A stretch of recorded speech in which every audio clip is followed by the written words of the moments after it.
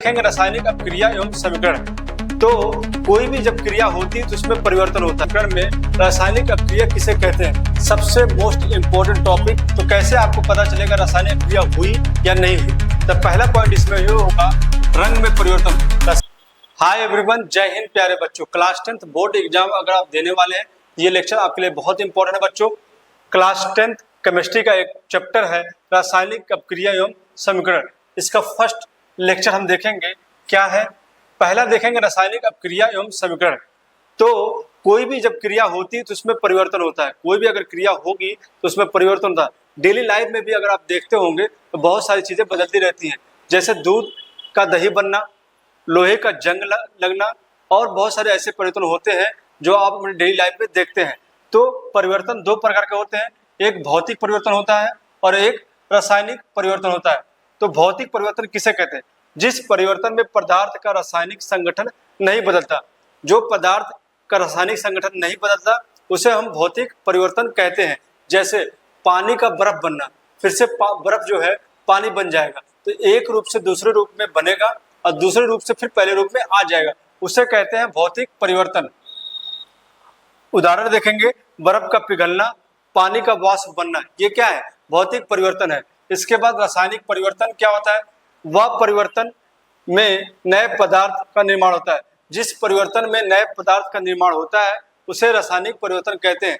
कागज का जलना, कागज का जलना, लोहे का जंग लगना। कागज एक बार जल जाएगा तो राख बन जाएगा, राख बनने के बाद वो कागज नहीं बन सकता, तो वो क्या हो जाएगा, नया पदार्थ राख बन गया, तो वो रासायनिक परिवर्तन होगा। इसके बाद लोहे पे जंग लगते लगते लगते एक दिन ऐसा आएगा जो पूरे मिट्टी में वो मिल जाएगा, तो नया पदार्थ बन गया, तो ये भी क्या है, रासायनिक परिवर्तन है।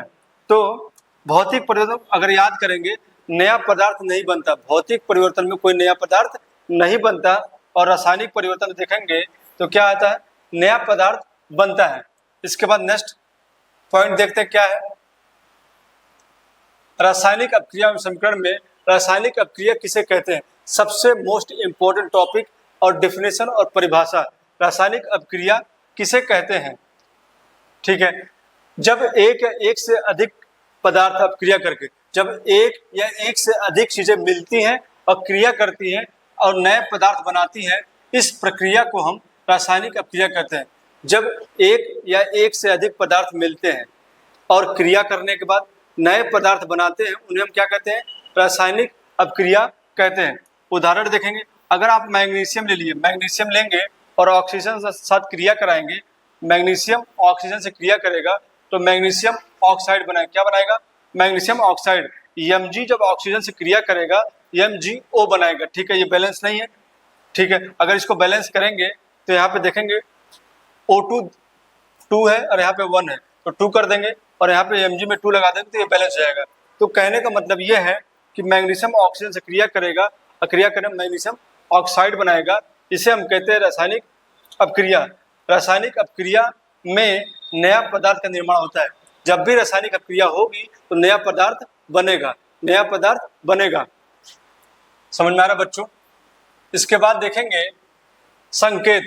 कोई भी रासायनिक अपक्रिया जब होती है तो कैसे आपको पता चलेगा रासायनिक अपक्रिया हुई या नहीं हुई। तो पहला पॉइंट इसमें ये होगा, रंग में परिवर्तन। रासायनिक अपक्रिया अगर हो रही है तो रंग में परिवर्तन होगा। तो जब किसी अपक्रिया के दौरान पदार्थ के रंग में स्पष्ट परिवर्तन देखा जाए, अगर कोई क्रिया हो रही है, अगर कोई दो चीजें मिलकर कोई नई चीज बन रही है, तो अगर उसके रंग परिवर्तन हो रहा है, रंग परिवर्तन हो रहा है, तो हम कह सकते हैं रासायनिक क्रिया हो रही है। जैसे यहाँ देखेंगे उदाहरण के तौर पे, आयरन है और कॉपर सल्फेट है, आयरन है और कॉपर सल्फेट है, दोनों की क्रिया होगी तो आयरन सल्फेट बनेगा और कॉपर बनेगा, ठीक है। यहाँ पे नीला कॉपर सल्फेट, ये जो कॉपर सल्फेट है ये क्या है, इसका रंग नीला है। और हरे आयरन सल्फेट, पहले ये नीला था और जब आयरन से क्रिया किया अब बन गया आयरन सल्फेट, इसका रंग क्या हो गया, हरा हो गया। इसका रंग क्या हो गया, हरा। पहले ये क्या था, नीला था, क्या था, नीला। तो ध्यान देंगे इस क्रिया में क्या है, रंग परिवर्तन हो रहा है। अगर रंग परिवर्तन हुआ तो रासायनिक क्रिया हो रही है। इसके बाद देखते हैं दूसरा संकेत क्या है, गैस का निकलना। अगर ध्यान देंगे आप,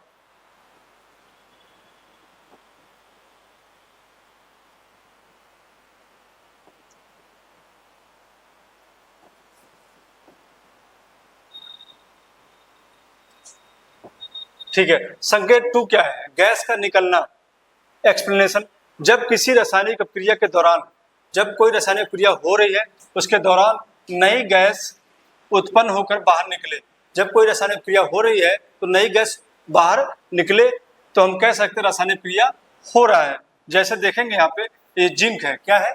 जिंक है। जिंक की क्रिया किससे हुई? हाइड्रोजन क्लोराइड से हुई। हाइड्रोजन क्लोराइड जब हुई तो जिंक क्लोराइड बना और हाइड्रोजन गैस यहाँ पे निकल रही है। कहने का मतलब क्या है? क्रिया होने के बाद कौन सी गैस यहाँ पे निकल रही है? हाइड्रोजन गैस निकल रही है। तो अगर गैस निकल रही तो भी क्या है? रासायनिक क्रिया हो रहा है। इसके बाद देखते हैं संकेत 3, तापमान में परिवर्तन। अगर टेम्परेचर भी चेंज हो रहा है, अगर तापमान भी परिवर्तन हो रहा है, अगर क्रिया होने के बाद तापमान में चेंजिंग आ रही है तो भी रासायनिक क्रिया होगा। ठीक है, क्लियर है। नेक्स्ट क्या है? नए पदार्थ का निर्माण। रासायनिक क्रिया में अभिकारकों से गुण में भिन्न नए पदार्थ बनते हैं। अब ध्यान दीजिए यहाँ पे, अगर देखेंगे मैग्नीशियम और ऑक्सीजन से रिएक्शन हुआ, मैग्नीशियम ऑक्साइड बन गया, ठीक है ना। तो यहाँ पे देखेंगे मैग्नीशियम अलग चीज थी और यहाँ पे ऑक्सीजन जो आप सांस लेते हैं, दोनों की क्रिया हुई, अब बन गया क्या? MgO बन गया। तो नया पदार्थ क्या बन गया? MgO बनेगा। जब भी नया पदार्थ बनेगा तो भी रासायनिक क्रिया हो रही है। इसके बाद नेक्स्ट देखते हैं पांचवा संकेत। पांचवा संकेत बहुत इंपॉर्टेंट है और इससे MCQ भी क्वेश्चन पूछे जाते हैं। तो जब 2 बिलियन की रासायनिक अभिक्रिया से अघुलनशील ठोस पदार्थ बनता है, अघुलनशील ठोस पदार्थ बनता है।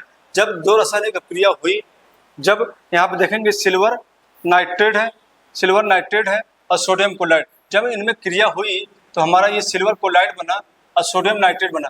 जो सिल्वर क्लोराइड बना है ये क्या है? एक सॉलिड फॉर्म में है। तो ये क्या है? सफेद अवक्षेप। अवक्षेप का मतलब जो चीज पानी में ना घुले उसे हम अवक्षेप कहते हैं। ऐसा भी कुछ हो रहा है तो हम कह सकते हैं रासायनिक क्रिया हो रही बच्चों। इसके बाद रासायनिक समीकरण किसे कहते हैं? रासायनिक समीकरण क्या होता है, किसे कहते हैं? इसके इंपॉर्टेंट पॉइंट को देखते हैं। रासायनिक अपक्रियाओं को रासायनिक सूत्रों, रासायनिक समीकरण किसे कहते हैं? रासायनिक अपक्रिया को रासायनिक सूत्र और संकेतों की सहायता संक्षेप में लिखना। अपक्रिया को सूत्र से और संकेतों में छोटे रूप में लिखना रासायनिक समीकरण कहलाता है। पेपर में 1 नंबर पूछ लेगा रासायनिक समीकरण किसे कहते हैं बच्चों, तो क्या लिखेंगे? रासायनिक अपक्रिया को रासायनिक सूत्रों और संकेतों की सहायता से संक्षेप में लिखने को हम रासायनिक समीकरण कहते हैं। जैसे मैग्नीशियम है, ऑक्सीजन है, अगर देखेंगे मैग्नीशियम का सूत्र Mg हो गया, ऑक्सीजन का O2 हो गया, इनकी क्रिया होगी तो क्या बन रहा है? Magnesium oxide. तो MgO हम इसको लिख सकते हैं। अगर हिंदी में लिखना हो तो कितना डिफिकल्ट हो, इसको सूत्र के माध्यम से छोटे रूप में लिखते हैं तो इस तरह से हम कह सकते हैं ये क्या है? रासायनिक समीकरण है। इसके बाद जो हमारा ये तीर के राइट साइड जो पार्ट होता है और एक लेफ्ट साइड पार्ट होता है, एक दायां होता है एक बायां, इसको हम क्या कहते हैं? अभिकारक कहते हैं। इसको क्या कहते हैं? उत्पाद कहते हैं। क्या कहते हैं? उत्पाद कहते हैं। क्या कहते हैं? उत्पाद कहते हैं। ठीक है, अब नेक्स्ट स्लाइड में देखेंगे अभिकारक और उत्पाद क्या होते हैं। अभिकारक और उत्पाद क्या होते हैं? अभिकारक किसे कहते हैं? उत्पाद किसे कहते हैं? जो पदार्थ रासायनिक अपक्रिया में भाग लेते हैं, जो पदार्थ रासायनिक क्रिया में भाग लेते हैं उन्हें हम क्या कहते हैं? अभिकारक कहते हैं। उत्पाद जिसे प्रोडक्ट कहते हैं इंग्लिश में, रासायनिक अपक्रिया में भाग के बाद बनने वाले नए पदार्थ उत्पाद कहलाते हैं। जब रासायनिक अपक्रिया होगी और होने के बाद जो पदार्थ बनता है उसे हम क्या कहते हैं? उत्पाद। जैसे देखेंगे Mg है और ऑक्सीजन है, दोनों की क्रिया हुई और हमारा MgO बना, ये हमारा क्या है? उत्पाद है। ये हमारा उत्पाद है। ये बनने के बाद जो पदार्थ बना ये हमारा उत्पाद होगा और बनने से पहले जो पदार्थ है वो हमारा अभिकारक Mg और O2 क्या है? उत्पाद है। इस वीडियो में समझे हैं रासायनिक क्रिया क्या होती है और रासायनिक समीकरण कैसे लिखेंगे।